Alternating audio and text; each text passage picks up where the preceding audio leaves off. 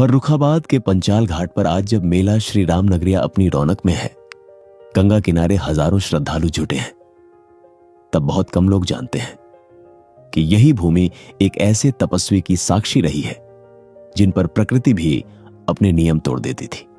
The Farrukhabad express लेकर आया है एक अनसुनी कहानी भगवत दास श्री दुर्वासा जी महाराज की, जिन पर कभी बारिश भी नहीं पड़ती थी।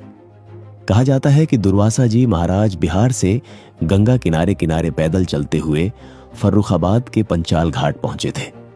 बिहार में उनके आश्रम थे, हजारों गायें थीं और कई शिष्य उनके निर्देशन में साधना कर रहे थे।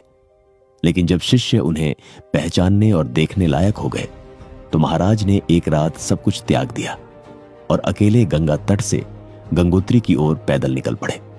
उन्होंने गंगोत्री से गंगा सागर और फिर गंगा सागर से गंगोत्री तक 6 बार पैदल गंगा परिक्रमा की।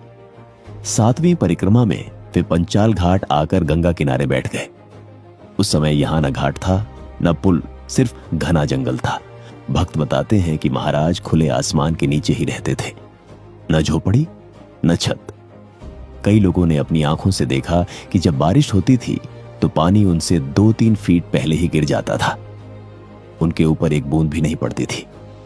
वे गंगा किनारे बैठकर निरंतर राम राम का जप करते रहते थे। उनके शरीर पर कोई वस्त्र नहीं होता था, केवल केले के पत्ते या केले की लंगोटी से स्वयं को ढकते थे। हाथ में एक लौकी का कमंडल रहता था।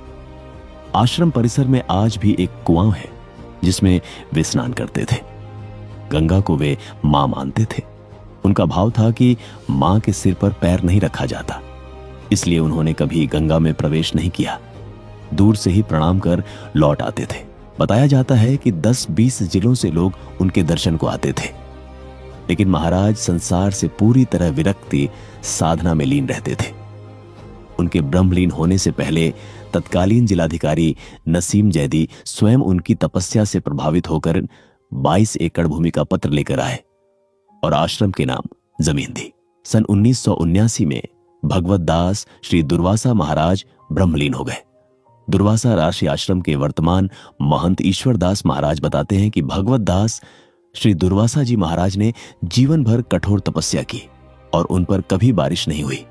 आज उसी पंचाल घाट पर मेला श्री राम नगरिया लगता है, जहां कभी एक महातपस्वी जंगल में बैठकर राम नाम जपते थे, वहां आज श्रद्धा, भक्ति और परंपरा का विशाल संगम दिखाई देता है। यह सिर्फ एक कहानी नहीं, यह फर्रुखाबाद की उस आध्यात्मिक विरासत की गवाही है जिसे बहुत कम लोग जानते हैं।